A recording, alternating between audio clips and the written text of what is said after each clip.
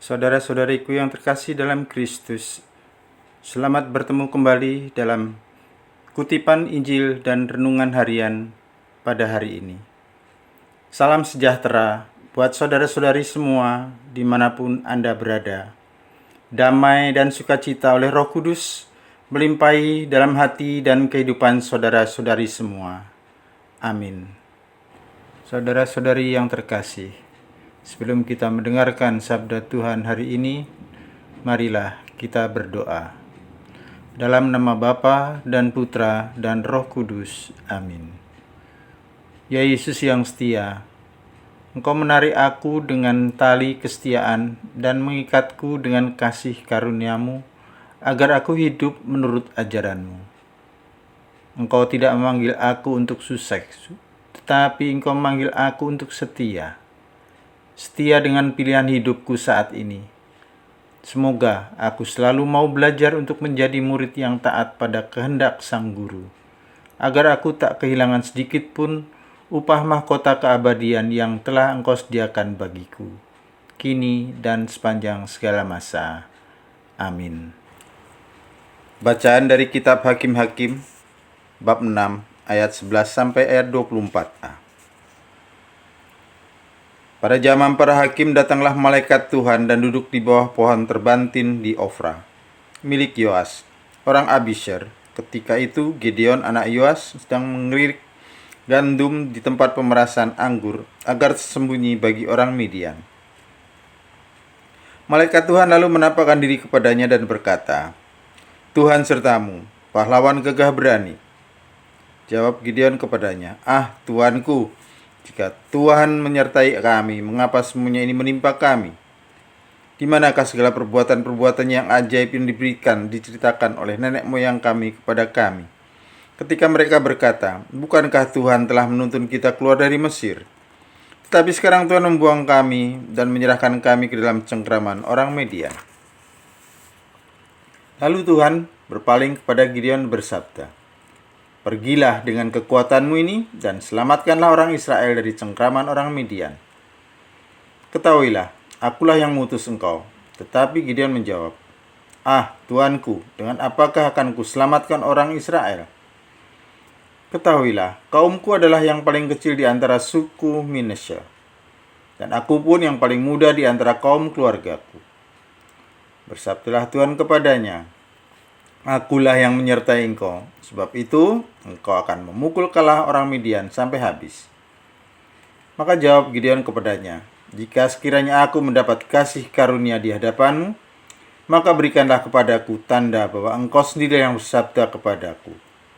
Janganlah kiranya pergi dari sini, sampai aku datang membawa persembahan dan meletakkannya di hadapanmu."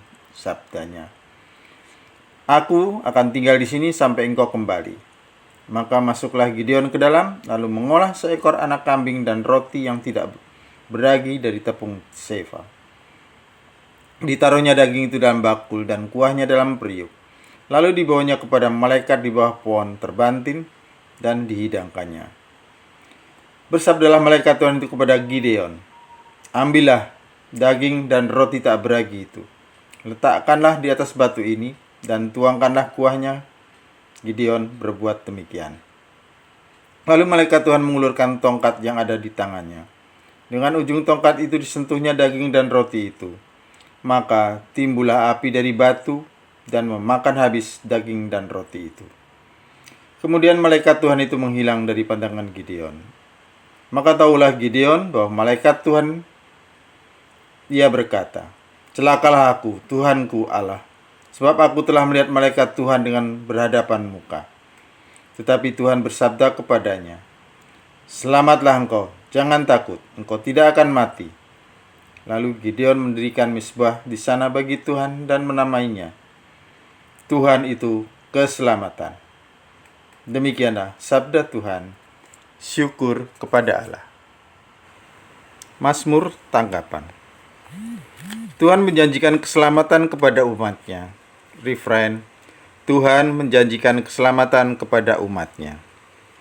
Aku ingin mendengar apa yang hendak difirmankan Allah. Bukankah Ia hendak berbicara tentang damai pada umat-Nya dan kepada orang-orang yang dikasihinya, supaya mereka jangan kembali kepada kebodohan. Refrain: Tuhan menjanjikan keselamatan kepada umat-Nya. Kasih dan kesetiaan akan bertemu, keadilan dan damai sejahtera akan berpelukan. Kesetiaan akan tumbuh dari bumi dan keadilan akan menunduk dari langit. Refrain: Tuhan menjanjikan keselamatan kepada umat-Nya. Tuhan sendiri akan memberikan kesejahteraan dan negeri kita akan memberikan hasil. Keadilan akan berjalan di hadapannya dan damai akan menyusul di belakangnya. Refrain: Tuhan menjanjikan keselamatan kepada umat-Nya. Haleluya, haleluya. Yesus Kristus telah menjadi miskin, sekalipun Ia kaya, agar kalian menjadi kaya berkat kemiskinannya. Haleluya, haleluya. Semoga Tuhan beserta kita, sekarang dan selama-lamanya. Inilah Injil Suci menurut Matius bab 19 ayat 23 sampai ayat 30. Dimuliakanlah Tuhan.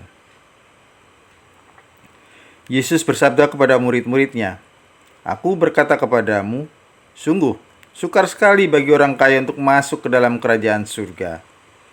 Sekali lagi aku berkata kepadamu, lebih mudah seekor unta masuk melalui lubang jarum daripada seorang kaya masuk ke dalam kerajaan surga. Mendengar itu gemparlah para murid dan berkata, Jika demikian, siapakah yang dapat diselamatkan? Yesus memandang mereka dan berkata, Bagi manusia hal ini tidak mungkin, tapi bagi Allah segala sesuatu mungkin. Lalu Petrus berkata kepada Yesus, Kami ini telah meninggalkan segala sesuatu dan mengikuti Engkau. Jadi apakah yang akan kami peroleh? Kata Yesus kepada mereka, Aku berkata kepadamu, sungguh pada waktu penciptaan kembali, apabila anak manusia bersemayam di tahta kemuliaannya, kalian yang telah mengikuti aku akan duduk juga di atas 12 tahta untuk menghakimi ke-12 suku Israel. Dan setiap orang yang demi namaku meninggalkan rumahnya, saudara-saudarinya, bapa atau ibunya, anak-anak atau ladangnya, akan menerima kembali 100 kali lipat dan akan memperoleh hidup yang kekal. Tetapi banyak orang yang terdahulu akan menjadi yang terakhir, dan yang terakhir akan menjadi yang terdahulu. Demikianlah sabda Tuhan, terpujilah Kristus. Saudara-saudariku yang terkasih, Injil pada hari ini adalah kelanjutan dari Injil kemarin yang menjadi bahan renungan. Pada bagian akhir Injil kemarin disebutkan bahwa ketika orang muda itu mendengar perkataan itu, pergilah ia dengan sedih, sebab banyak hartanya. Nah, setelah orang muda yang kaya itu pergi, Yesus mengomentari keputusan orang muda itu. Aku berkata kepadamu, sesungguhnya sukar sekali bagi seorang kaya untuk masuk ke dalam kerajaan surga. Sekali lagi, aku berkata kepadamu, lebih mudah seekor unta masuk melalui lubang jarum daripada seorang kaya masuk ke dalam kerajaan Allah. Dijelaskan bahwa pada saat itu ada sebuah gerbang tembok di Yerusalem yang disebut lubang jarum, yang sangat sempit. Bahkan seekor unta dapat memasukinya jika ia melepaskan atau tidak membawa beban dari punggungnya. Bahkan jika beban itu sudah tidak ada, si unta pun masih harus berjalan membungkuk dan merayap. Pendapat ini mengarah pada penafsiran bahwa orang perlu bersikap rendah hati, melepaskan diri dari beban kekayaannya jika ia ingin memasuki kerajaan surga. Hal yang dimaksud Yesus di sini adalah kerendahan hati. Tak jarang ditemui bahwa orang kaya yang punya segalanya lebih mementingkan kehidupan pribadinya daripada melihat orang lain, atau lebih tertutup dengan dirinya. Artinya mereka kurang memberi waktu pada relasi antar sesama, bahkan relasi dengan Tuhan. Saudara-saudariku yang terkasih, saat pernah mengikuti retret keluarga, saya melihat seorang suster lansia yang sudah sepuh dengan tekun dan teliti sekali membersihkan wastafel sampai bersih, sih, dan celing. Saya memuji suster. Suster, hebat sekali, wastafelnya bersih dan kinclong. Dan apa jawab suster? Pak, masuk surga itu tidak mudah. Jawabnya. Saat ini banyak orang kena kusta, rakus harta, rakus tahta, rakus wanita. Kalau sudah rakus, nggak kaya, nggak miskin, tetap sulit masuk surga. Orang rakus hanya memikirkan dirinya sendiri. Suster tersebut lalu melanjutkan, katanya, Tuhan berjanji setiap orang yang demi namaku meninggalkan rumahnya, saudaranya, bapak ibunya, anak dan ladangnya akan menerima 100 kali lipat dan akan beroleh hidup kekal. Pengalaman suster meninggalkan orang tua sanak saudaranya, justru sekarang punya banyak orang tua di mana-mana. Meninggalkan saudaranya, justru sekarang punya banyak sekali saudara. Pepatah Jawa mengatakan, Tuno sata badi sana. Rugi atau kehilangan harta akan mendapat banyak saudara. Maka tepatlah sabda Tuhan yang mengatakan, lebih mudah seekor unta masuk melalui lubang jarum daripada seorang kaya masuk ke dalam kerajaan Allah. Perlulah diingat bahwa harta dan kekayaan di dunia itu mudah didapat. Tetapi mencari harta surgawi membutuhkan kesetiaan, kerja keras, bahkan pengorbanan yang besar. Kita boleh kaya, tetapi jangan sampai kita diperbudak oleh harta kekayaan.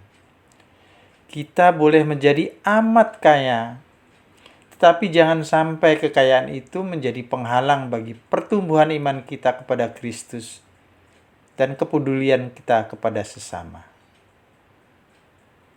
Mari kita selalu berbagi. Tetap semangat, selamat berkarya, sehat dan bahagia selalu, berkah dalam. Tuhan memberkati. Amin. Kemuliaan kepada Bapa dan Putra dan Roh Kudus, seperti pada permulaan, sekarang, selalu, dan sepanjang segala abad. Amin. Dalam nama Bapa dan Putra dan Roh Kudus. Amin.